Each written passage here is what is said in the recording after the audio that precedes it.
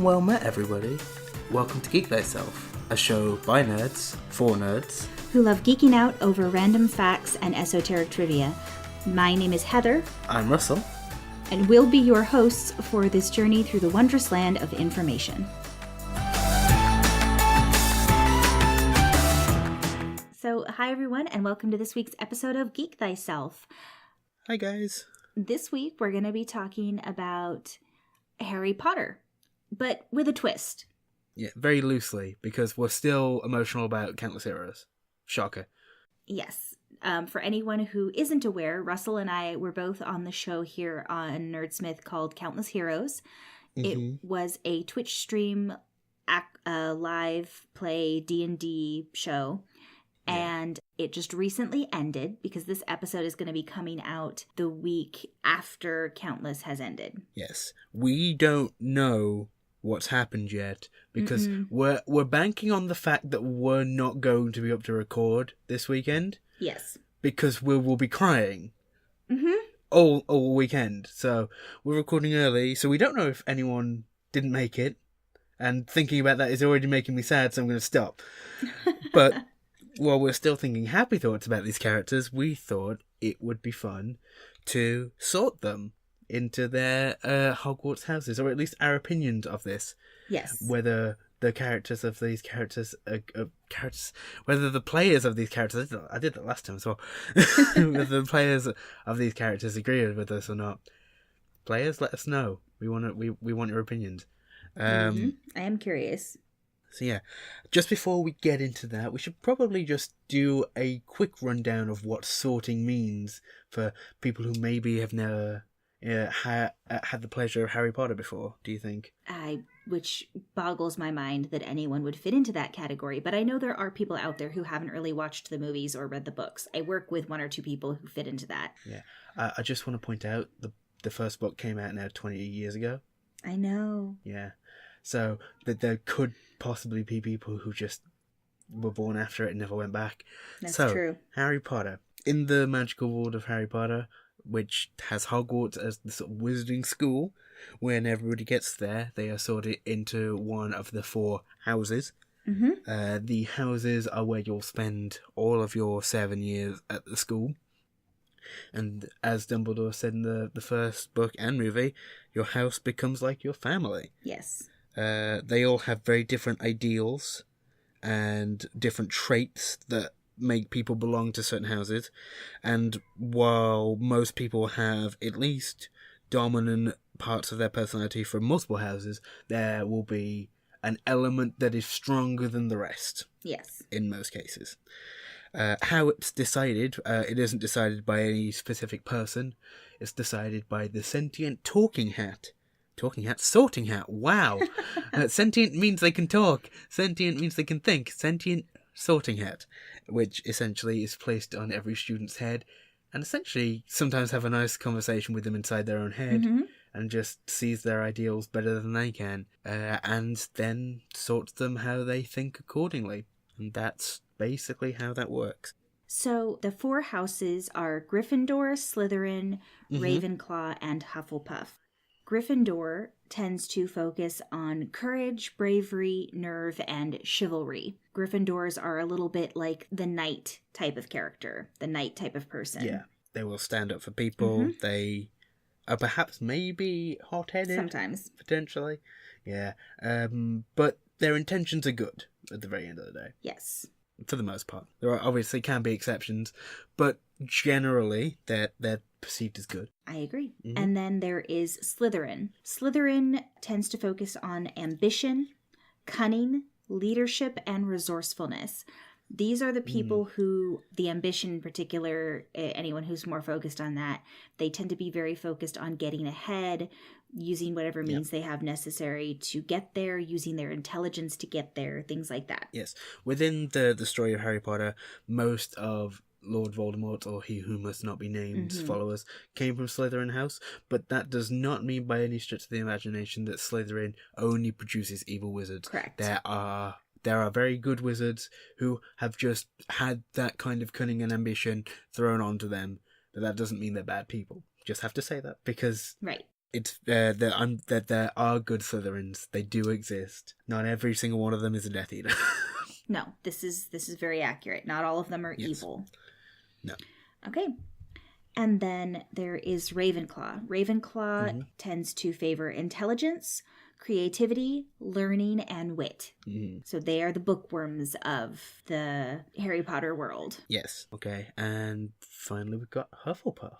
Hufflepuff prefers hard work, patience, justice, and loyalty. Yeah. Whenever I think of Hufflepuff, I just always think of the ones who are, really dedicated and good-hearted and loyal to their friends and really believe in the just causes and things like that. Yeah, definitely. Just before we get on to sorting characters, my personal house, the one I've always... When I was younger, my affinity drifted more towards Gryffindor because I like to stand up to people. Wasn't too good for standing up for myself, though, at the time. But... as I've matured and grown up, I find myself much happier in Hufflepuff. It's where I enjoy being. I feel very loyal to the people that I love. I like to think I'm a hard worker, for the most part. And I just try and be as good of a person as I can be. Yeah, I identify quite heavily with Hufflepuff now. What about you, Heather? What do you identify with? I think I know, but... tell the audience. When I was a kid, of course, reading the books and stuff, everyone wanted to be Gryffindor. Oh, absolutely. For the most part, because that's who the books focused on. Yes. But as I've gotten older and really looked at the different houses and what they tend to favor, and a couple of times when I've taken tests, I almost always come back as either Ravenclaw or Hufflepuff, with leanings towards Ravenclaw. Yeah. I would have pegged you as Ravenclaw. Just because of this whole show, for one thing. You obviously care quite a bit about the spread of knowledge and intelligence. And very geeky things with bookworms. We both enjoy reading or listening to books. Obviously, we've talked about this before. Yes. Yeah, that doesn't surprise me at all that you'd be put as Ravenclaw. Yes, I often get sorted into Ravenclaw and sometimes Hufflepuff. Which I can also see as well, because you're you're a friendly person. You also are loyal to the people, which is nice. Yes, thank you. Let's start on this master list of D&D characters who may be alive and or dead. We don't know yet. Oh, the pain of that. It hurts me. So I just wrote down everybody's names for all of the 16 characters. Sure. Yep. They're not in any particular order. This is just the order in which they popped into my head as I was writing them down. Yep, cool. So who do we have first? First up is Pip. Pip. Oh, wow. Okay. Yeah. Pip's a hard one because his Yes. character is a barbarian and he is very brave and courageous, but he's also very food oriented. He's also very hardworking. Like yes, throughout the Countless Heroes campaign, he's had so many side businesses and new jobs. Like he hustles hard. for a ferret person, he hustles just as hard, if not harder than everybody else. No, this is very true. Oh, so yeah, I think he would either be Gryffindor or Hufflepuff, with leanings either way. But which one do you think is probably more dominant, do you think? I would argue Hufflepuff, and I'm gonna tell you why. I was thinking the same thing, and I'm wondering if we have the same reason. Because on Lamina Island... with Frau? Yes. That's exactly what I was thinking. In that moment, he was extremely loyal to all of us. And I feel like that is what comes down to it. Like, in those moments when it matters, he could have chosen to attack, which I think would have still been loyal, but more Gryffindor orientated. Because obviously with his barbarian side. Yeah, but instead he went back to help us rather than trying to fight her or anything. He understood her reasoning even though he didn't agree with her choices. And so instead he just went back to help us. I would agree. Yeah. I was leaning a little bit Hufflepuff for the same reason. Yeah, so I would put Hufflepuff dominant with Gryffindor. With Gryffindor just below that. Yeah, me too. Next up is Mari. Okay. There's no question about it. She's always smiley. She's always happy. She's always trying to make people feel better. She's very loyal. Patient. Very, very patient. Yeah. She's only been angry a couple times, and even then it's always been about the people that she cares about. Yes. Well, and I have to be honest, at least in my mind, Hufflepuffs, not always, but often kind of picture very, like, the tree huggers of the Harry Potter world. but not with any of the negative connotations that come with that No, phrase. I understand that, but you're not wrong. Like, they love everything, and I wouldn't put it past them to also love nature. Mm-hmm. So I feel like that just fits for Mari very well. Yes, I'd agree. I would say leanings. If we were going to give her a secondary one, I think Yes. her leaning would be either Gryffindor or Ravenclaw. I was thinking the same. I would probably say Gryffindor just because she's put herself in harm's way to protect other people, even though she's very squishy herself. That's true. So, I would do the same, but she's also incredibly intelligent and she's had great ideas. It's only just Gryffindor, but I think it is still Gryffindor. Mm-hmm. Just. Next up, Nathan. Nathan. Oh, boy. He's a hard one. He for is. Me. He's very hot-headed. Yes. He's very quick to act. I'd probably put him Gryffindor the highest. Yeah, same. Just because he will, again, put himself in danger for the people that he cares about. But he can also have that sort of, that connotation of acting first, which might not always be the correct thing to do. Sometimes. I feel like he's a Gryffindor Hufflepuff. Yeah, but the other way. Like, he's Gryffindor and then secondary Hufflepuff. Yes. Which is why I think Mallory and Nathan get on, because they help, they complement each other very nicely. Mm-hmm. So yeah, I'd agree. I think Gryffindor is definitely up there. Next up is Finku. Oh, boy. Okay.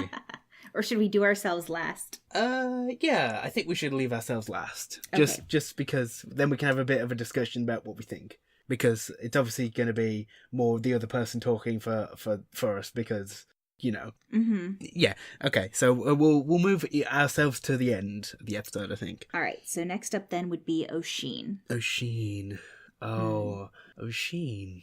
Okay. I'm kind of torn. Yeah. Because Oisin does have a selfish streak. I think the only person he wouldn't choose before himself, like 100% of the time, might be Soxy or like Pinball or the kittens. Yes. Yeah. No, I could. They definitely have that, like, looking out for number one, which is fine. It's not a negative thing, but I can definitely see what you mean, especially like when they were considering moving. Yes. For the sake of themselves. Yeah. Okay, I can definitely see that. They are still brave. Yes. Okay. So, what are you thinking with this? I was thinking almost like a 50-50 Slytherin Gryffindor. Yeah, I think so. We're not sorting very well. We keep giving everybody secondary houses. Well, I think that always comes up with these sort of quizzes. It's like at least like when I used to take them like 10 years ago, they also gave you like the percentages of the other houses. That's true. Like, and like the thing is that that's where the sorting hat exists, is people aren't cut and dry. Mm-hmm. Like that's the whole point of the sorting hat, is it's, you know, it's like where to put you. Right. Like you've got bits of other things.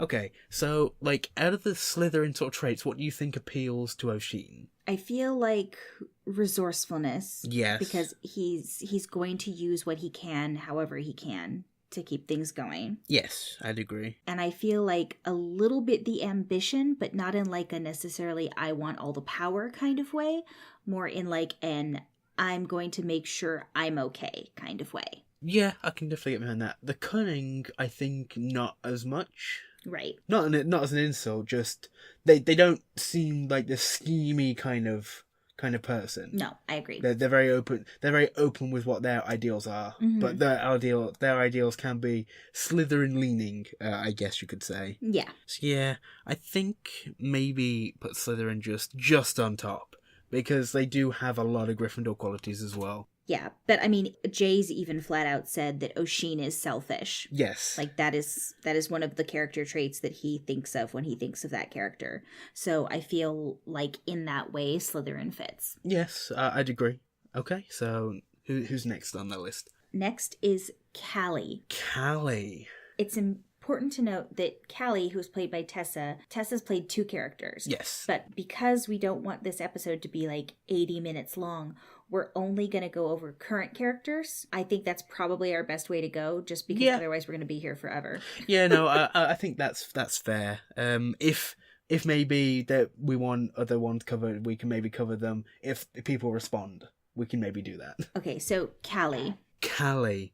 Right. Callie. Definitely protective and very, very ready for action, as we've seen with disastrous consequences, unfortunately. So Gryffindor immediately shouted to me a little bit. You know what, though? I feel like she's got some Slytherin in there too, because of her leadership.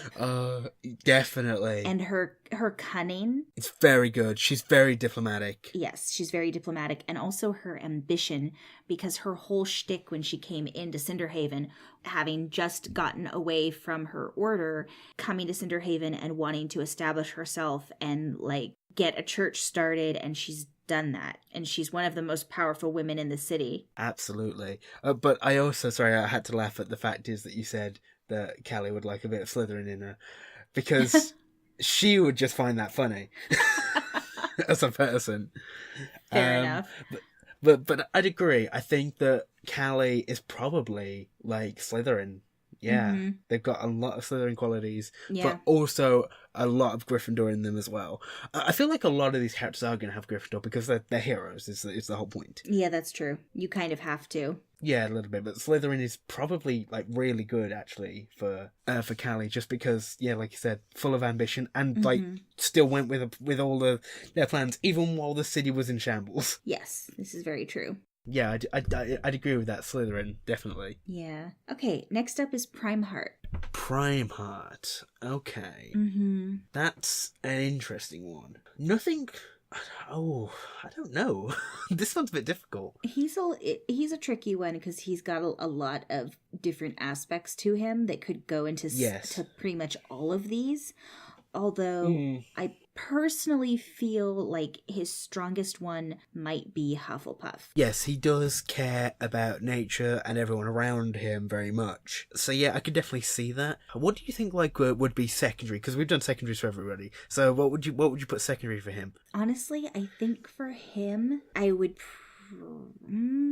Yeah, see, this is the issue I was having, because like he's got a few Slytherin aspects, a couple of them. Yeah.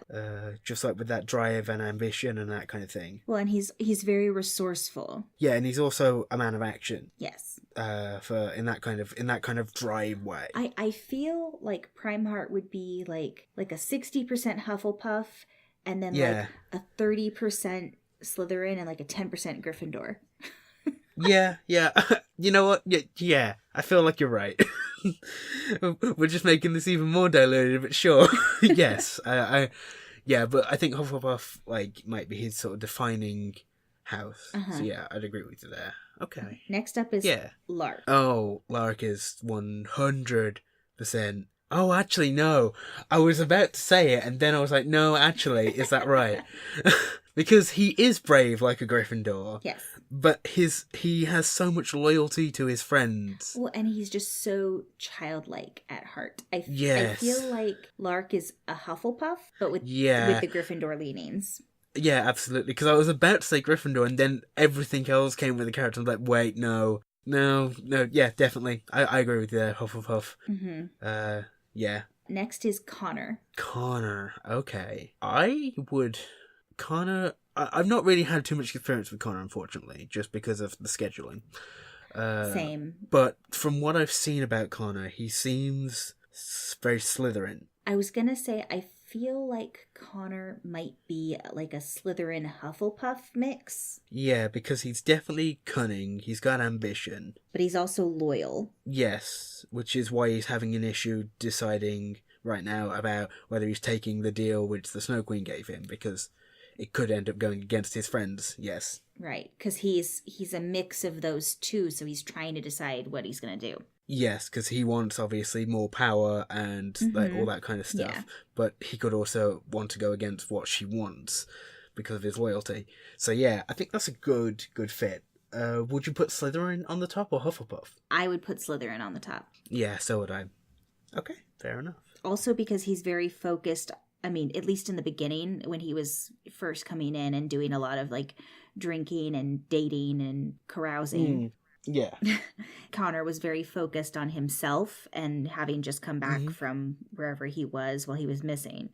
So he had to be very resourceful to figure things out, and he had to be very cunning, and he had the ambition to find out what had happened to him. So Yeah, that's true. I'd agree with all of that. okay, next up is Saldana. Saldana. Ravenclaw. Ravenclaw immediately spoke out. Yeah. Because they're incredibly intelligent, and even their domain is about knowledge. Yeah. For their cleric. So Ravenclaw definitely there. I feel like Hufflepuff is the second one. Yeah. I would agree with that. Yeah. I feel like that one there isn't really much to talk about. Mm-mm. She is loyal. She is very intelligent. Yes. She doesn't really have too much of the cunning there. No. Like, while she did go along with the plan to marry the king, that wasn't an ambitious move for her. She didn't want the power with that. No, she didn't. It just happened. So I wouldn't put Slytherin there. Okay, so I think that's about right.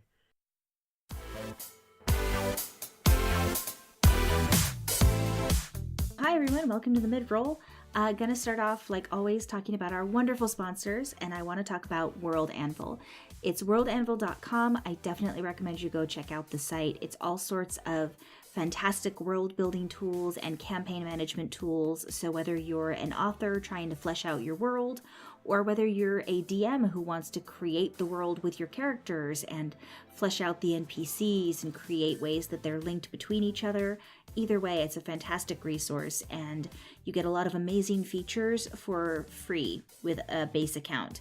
And you can upgrade from there and get a lot of other cool features as you need them, but definitely check it out, worldanvil.com. Okay, and we'd also like to talk about Die Hard Dice. Die Hard Dice has been a sponsor of the whole Nerdsmith network for a while now. They create stunning polymer dice and metal dice, including their own molds that they create themselves, so you won't find their specific dice elsewhere. They have their own Spellbinder series now with those dice, where they have dual colours in them on the metal, and they're just gorgeous. They've got new ones out. I don't remember what the new ones are called, but they look gorgeous. It was something to do with nobility and being regal. Oh yeah, it was regal. That was it. Because it was purple and red. Also, they have, like I said last week, they have the new Scroll of Rollings, which are rollable dice tray mats to roll on so you don't lose your dice. They also have a zip pocket for you to store up to 2 full sets of poly sets or metal sets, if that's what you have, because they have both and they're gorgeous. If you'd like to pick up any of those accessories or more dice for more characters, because whoever has enough dice? If you ask Tessa, no one ever has enough dice ever, so it's fine. But if you want to pick up more, you could maybe go over to Die Hard Dice and use the code Geek Thyself and get 15% off your first or next order from them. That's dieharddice.com. Feel free to check them out, they're amazing.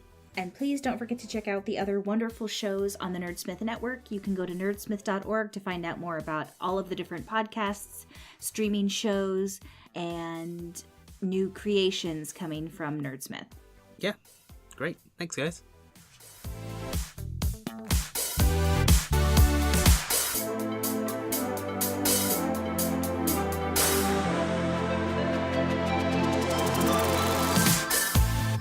So now back into the list of sorting.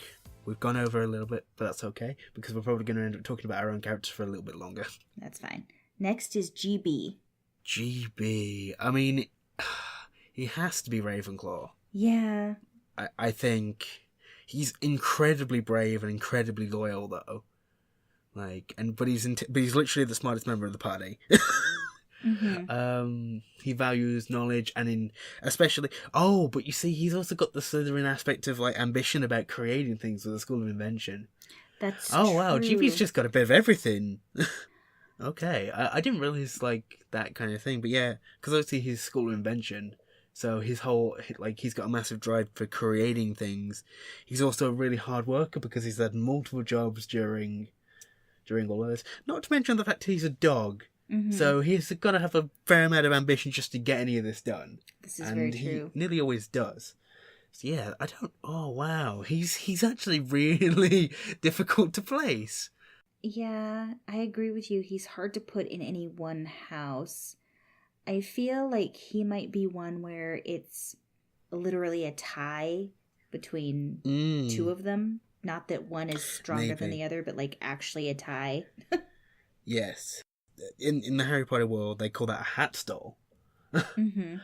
Which is where the hat spends a considerable amount of time trying to consider between houses and just can't.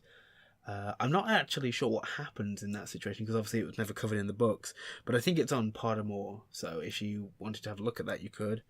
I think it normally ended up with people choosing between the houses that the hat was stuck on, and I feel like if GB had the choice, he would pick Ravenclaw. I agree. I think.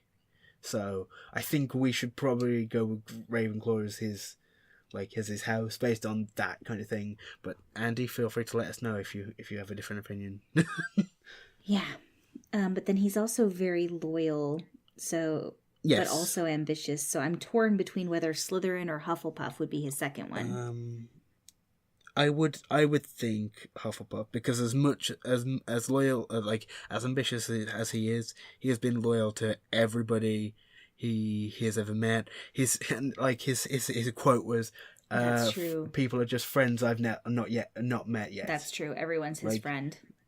Yes, so I feel like Hufflepuff is slightly more just. I would agree. Just. Next one, this might be the easiest one of the entire show. Yeah. Syl. Hufflepuff. Yes, Hufflepuff. There's just no, there isn't anything else there. Even if she is a barbarian, she only does that to protect people and friends and things. So yeah, there's nothing there.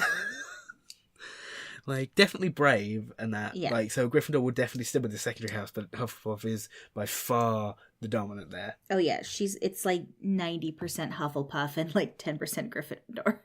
And the 10% is when she's raging. Yeah, or just before raging. Yep, that's definitely fair. Next up is another one that I feel like it's going to be very easy. Yoth. Okay, Yoth, Slytherin. Yeah, Yoth is 100% a Slytherin. Like, I don't even know what cunning. What else we'd put there. It's Slytherin. Yeah, definitely. There's not really too much there. Wasn't exactly loyal to the group. No. While he was around, so can't really be put that. I suppose if you were going to give him the second one, he would probably Ravenclaw. Ravenclaw because he's incredibly intelligent. So yeah, I think those are two. Which is kind of interesting because not very many people don't have like Gryffindor as their secondary or primary. But yeah, no, I think Slytherin, Ravenclaw, that fits in really well. Yeah, we've got a handful now that don't have Gryffindor. Yeah. Yeah, and to be clear for anyone who's wondering, the reason we're talking about Yoth instead of Errol is because Errol's dead. Yes. Unfortunately. He died many episodes ago, so he's not around for us to sort anymore. But Yoth is still alive somewhere. Yes, and could potentially be back for the final. Maybe. We don't know. But we'll find out, I guess. This is true. So who's next? Rosie. Okay. She's incredibly loyal. But she's also very cunning. Yes. I feel like Rosie is Hufflepuff first. Hufflepuff first and then Slytherin? Yeah. Yeah, I'd agree, because she's got loyalty, she's got ambition, she's got drive to do what she wants to do. But she does have the loyalty of the group, and she does care considerably about them. Sometimes more than herself. And hard work. Yes. She works very hard for her money. Yes. Yep, I'd agree with those. Okay, next up is Owen. Okay. I was thinking a lot for Owen in Slytherin. I could see that. Because he's incredibly diplomatic. He's got the amazing silver tongue. He knows how to work people. He's very ambitious. He's got that ambition, but he's very cunning. Yes. He's got good leadership skills, and he's very resourceful. Yes, absolutely. And again, for anyone who's, concerned about it, we are doing this from the, purely what the houses represent, not what the connotation has become because all the bad wizards were in Slytherin. Yes. So we are not saying any of these characters are evil. No. there can be good Gryffindors or bad Gryffindors. Their house does not decide Correct. what they choose to do. This is just their traits. But yeah, Slytherin definitely. He's incredibly loyal and cares deeply about people because he was a doctor. Mm-hmm. So while he is brave, I would probably put Hufflepuff as his second. I could see that. Yeah. What do you think? Maybe Gryffindor's higher? I don't know. Honestly, no. I think Hufflepuff's higher because in addition to being loyal, he's also very patient. Yeah. And he believes in justice. And incredibly hardworking as well. Yes. So, yeah. Mm-hmm.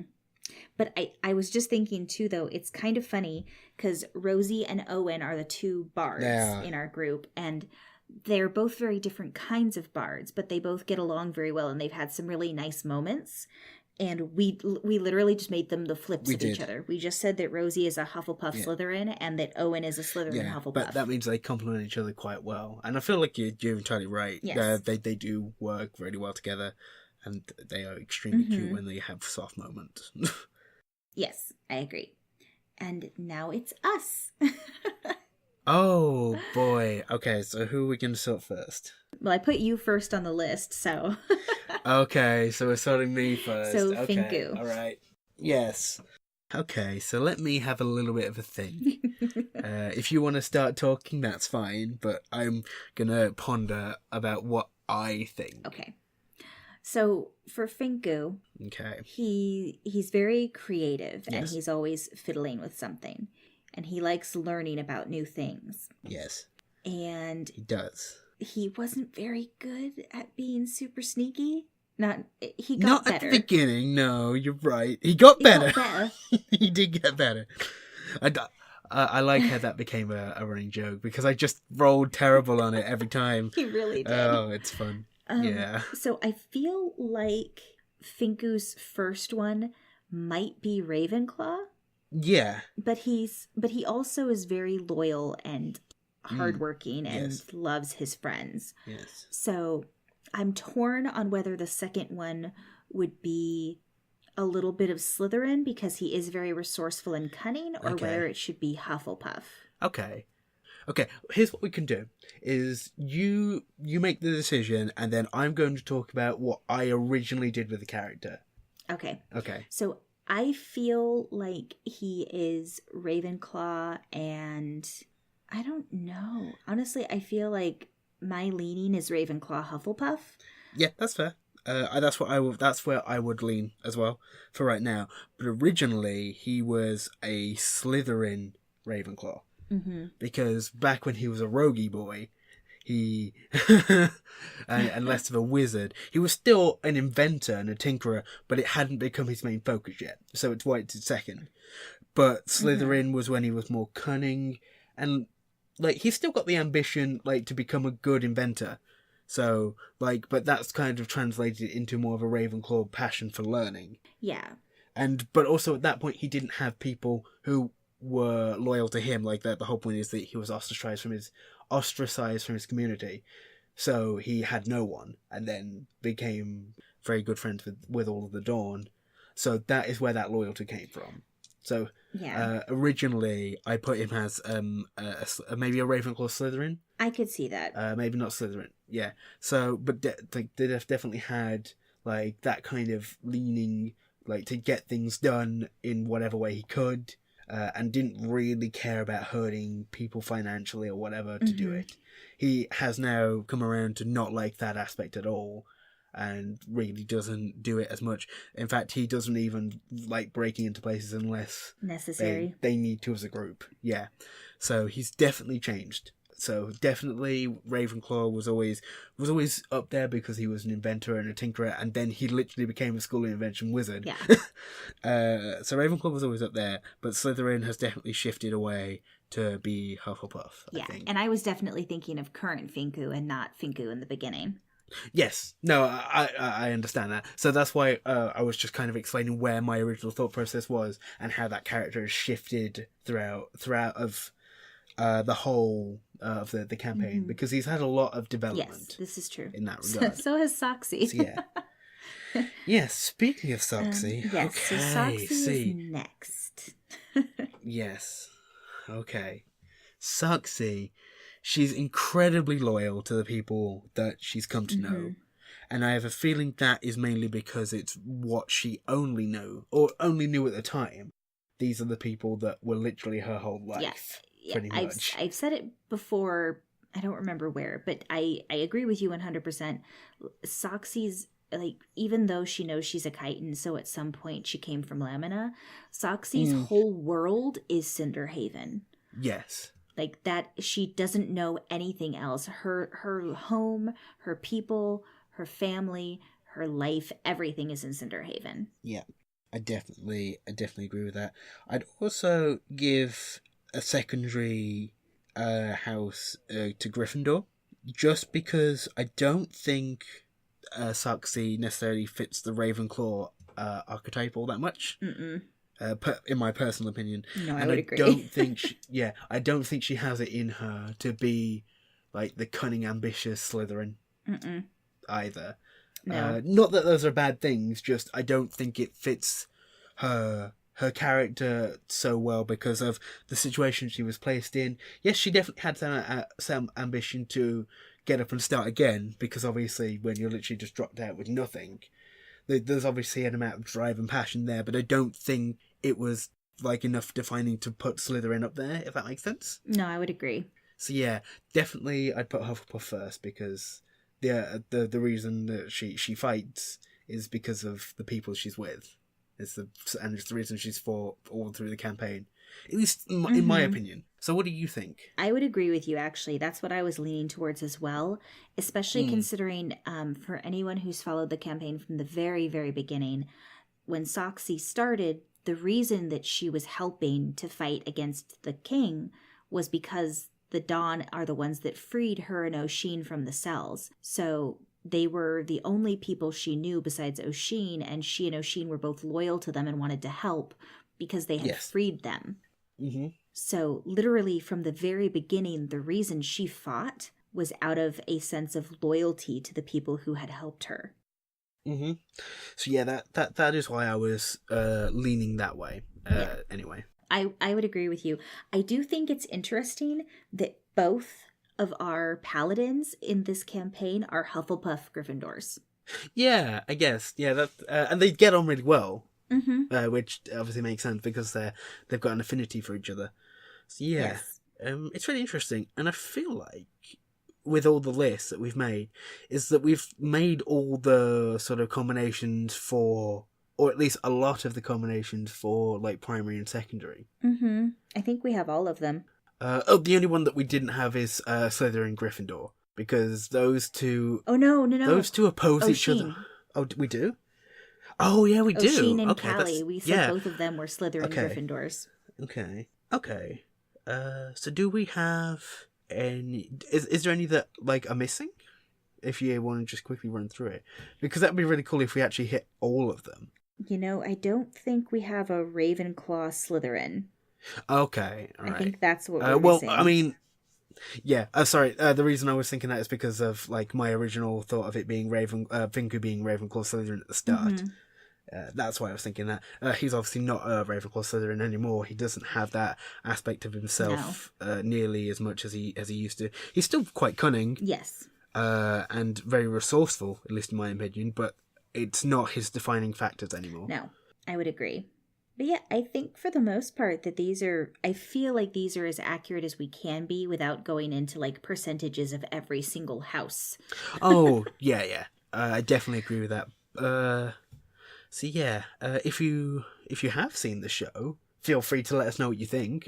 If you think, like, differently to us, even about our own characters. Like, it's all about interpretation at the end of the day. Yes, this is true. That's all this is.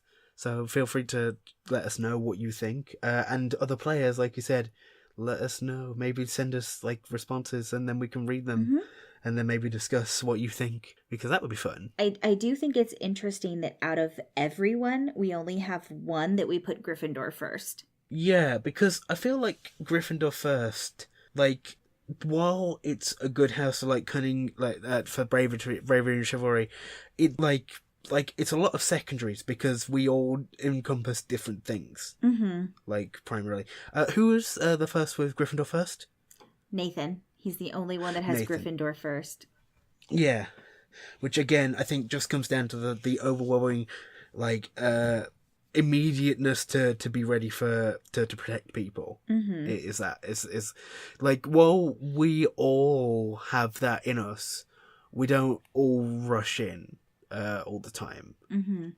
We are very quick to react if we need to, which is kind of how a lot of us work, but to be as proactive in that kind of regard, it's not quite as as required, I guess, is what I'm looking for. Yeah, no, I agree. Like, I remember, like, when we were trying to break that person out of the Flying City, which was very recently, we only formally absolutely had to. And even then it was reactionary to stop someone alerting everything. So, yeah, I can definitely see that we have that ability, like, to push, but it's not quite all of our defining factors. But yeah, that is interesting.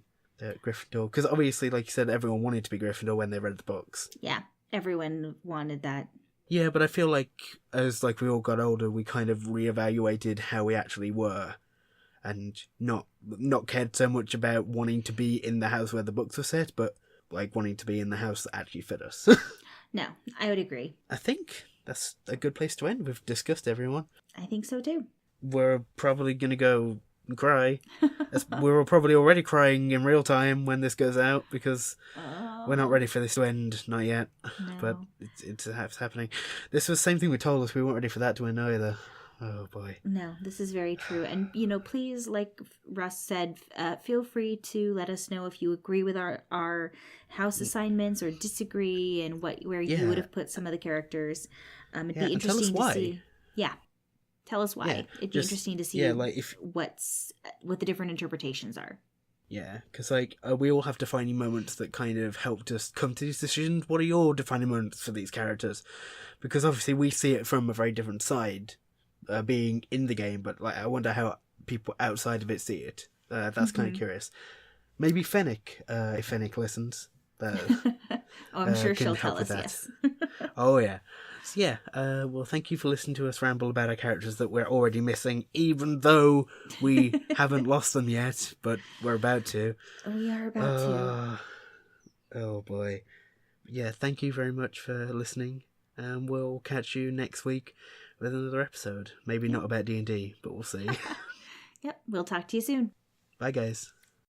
Thank you for listening to this week's episode of Geek, Thyself. Don't forget to check out all the other amazing content on the Nerdsmith Network. If you have any questions for either of us, you can get in contact with us on Twitter at geek_thyself. You can also email us at geekthyself@nerdsmith.org.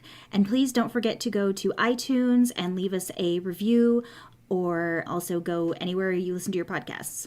We'll be back next week with another informative and fun episode. And until then, don't forget to geek thyself.